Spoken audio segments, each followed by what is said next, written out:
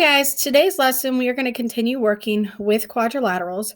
We're going to kind of just review a little bit of the properties or the characteristics of each specific quadrilateral, and then in your activity today you are actually going to be naming all of the names for the different quadrilaterals. So can you give me all the different names for a rectangle? Can you give me all the different names for a square? How about a rhombus? So a rhombus is it's a parallelogram. That's also a quadrilateral. It's also a polygon, but it also is a special type of kite. So that's what we're going to be focusing on today. This is a picture of what we created yesterday. The only thing that is different is down here, the isosceles trapezoid. So now that when we studied triangles, we learned what isosceles means. It's the same thing for all shapes. So isosceles means that there are two sides that are equal in length. So in this case, I'm going to put the congruency lines. It's not a very good congruency line, but you get the idea here, showing that these opposite sides are congruent. This is a special type of trapezoid. It's a more specific type of trapezoid. So once again, all trapezoids are not isosceles, but this one, the more specific you get, it can be created another, a subcategory of trapezoids. So today, after we're done kind of reviewing the different properties of some of these shapes, we are going to be looking at building more hierarchies. So talking about, hey, how do we create a hierarchy from the broadest or most general word classification to the most specific? So before we do that, though, I just want to go over a couple things. So I want to remind you that a parallelogram has opposite sides that are equal in length and also that are parallel with one another. So if I wanted to draw the congruent lines, you might see a congruent line, one tick mark on each side showing that they're the same length. You might see two tick marks on either side showing that they're the same length. Let's keep going down at some more special types of parallelograms. So we have the rectangle. The rectangle is a parallelogram with four right angles as their corners. That's what makes a rectangle. Moving over to a rhombus is another type of parallelogram, not a rectangle, but a rhombus is a parallelogram with all sides that are equal in length. So this is just stuff that you just got to kind of like memorize in your brain. You can try and come up with fun ways to remember them. For example, a parallelogram, its main word is parallel. So that's a huge clue to let you know that, hey, this is a parallelogram or parallel lines. Rectangle, in my head, I think, hey, rectangle has the word angle at the end of it. So I'm thinking, ooh, the main property of a rectangle is it needs to have 90-degree angles in the corners. So that's just some different ways that I remember them. Then the most specific type of parallelogram we have as special as the square. So once again, it's a parallelogram that has all sides that are equal and all sides that form 90-degree angles. Okay, over here we have another type of quadrilateral, which is a kite. And those adjacent sides are equal in length. So once again, I'm going to put my congruency lines here to show you that these two sides are equal and those two sides are equal. Moving over to the trapezoid, a trapezoid has only one pair of parallel sides. So in this case, if you want to show something's parallel, they use arrows. So if you ever see that, that's what that means, that they're parallel with one another. Only one pair of parallel lines, so that's what makes it a trapezoid. Our parallelogram has two sets of parallel lines.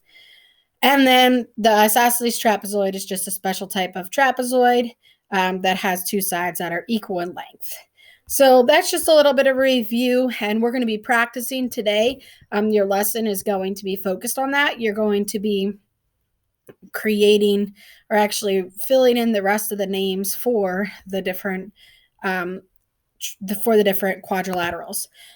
So before we do that, though, I'm going to recommend that you grab a piece of paper and a pencil because the best way for you to learn is by practicing this. Now, I'm not going to make you upload the images to Google Classroom to show me that you did it, but I would really recommend if you will really want to try and practice this, that you will pause the videos and try and create the hierarchies and then continue the video to check your work and see how you did.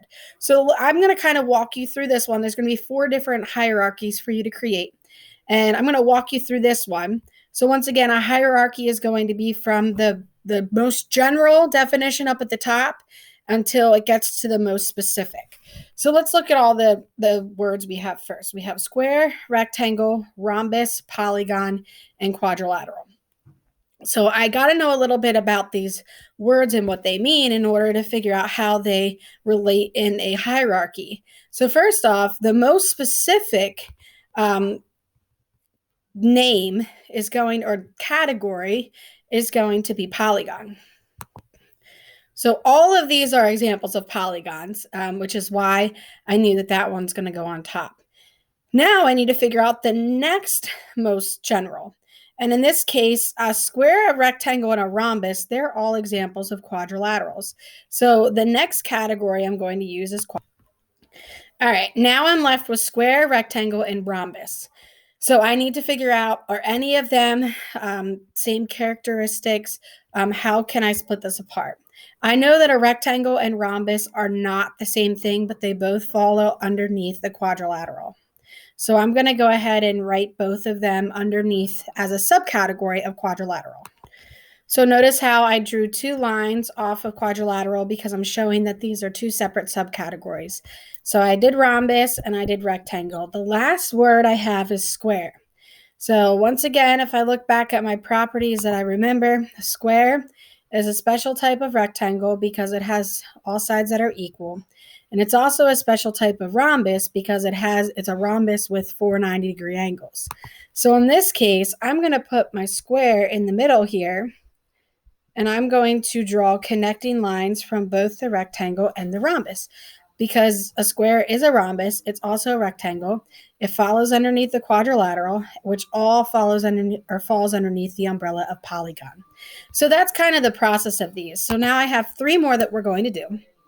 I recommend you pause the video now, try and create your hierarchy, and then replay the video so that you can check your answers. So the words I have here is quadrilateral, polygon, triangle, parallelogram, and right triangle. Well, right away, I see some triangles, and I also see some quadrilaterals.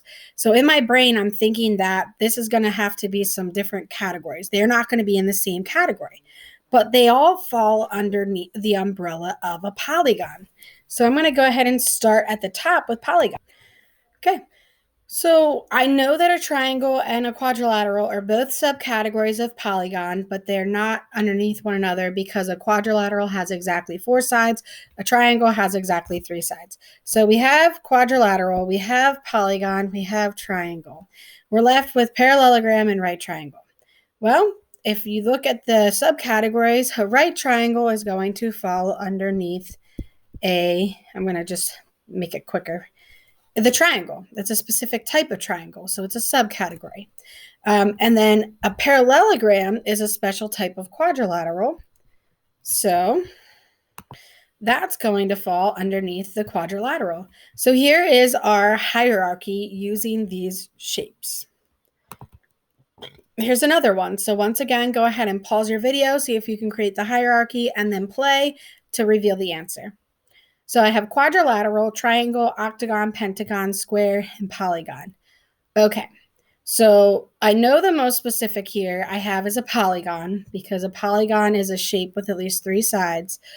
All of these fall underneath that category. So I'm going to start off with my main topic as category as polygon. Now I have quadrilateral, triangle, octagon, pentagon, square. Well, the only thing that's making a connection in my brain is quadrilateral and square because I know that a square is a special type of a quadrilateral. So I'm going to go ahead and branch off a subcategory as quadrilateral, and underneath that, add the subcategory of a square. All right, so now I have a triangle, pentagon, and octagon. Triangle, 3 sides, octagon, 8 sides, pentagon, 5 sides. They don't really have a relationship other than they all fall underneath a polygon. So we're just going to add them as different subcategories of the polygon. So there you have, that's the hierarchy for these shapes. We have one more here. So once again, go ahead and pause the video, try and create your hierarchy, and then continue to play to check your work. So we have 2D shape, polygon, circle, non-polygon, triangle, and square. All right, so if I think of all of these falling underneath one of those topics, I would pick a 2D shape to be the category. Next, I see a whole bunch of different specific shapes, and I also see some less specific things. The one thing that sticks out to me is I see polygon and non-polygon. Non as a prefix just means not polygon. So remember, a polygon has 3 or more sides. It is straight edges. It is enclosed. So we're going to go ahead and split apart into the next mid category or subcategory would be polygon versus non-polygon. Okay, now I'm left with circle, triangle, and square. And none of those have relationships with one another other than the fact that they are 2D shapes and they're either polygon or non-polygon. So a circle is an example of a non-polygon because it's rounded. And we learned earlier this week that non-polygons or polygons do not have curves in them. They're all straight lines. So then the triangle and square, they're both types of polygons. They're not going to go, like a square is not going to go underneath a triangle because they're two separate things. If I had quadrilateral in here, then I would stick quadrilateral first and then break square off of as a subcategory. But you can see here, this practice was just to help you continue to understand this idea of hierarchies and how like you can categorize different shapes and rename different shapes based off of their properties. So today's activity, what you're going to be doing is you're going to be working with quadrilaterals and you're going to try to name all of the quadrilaterals, rename them based off of all the names that they could be named.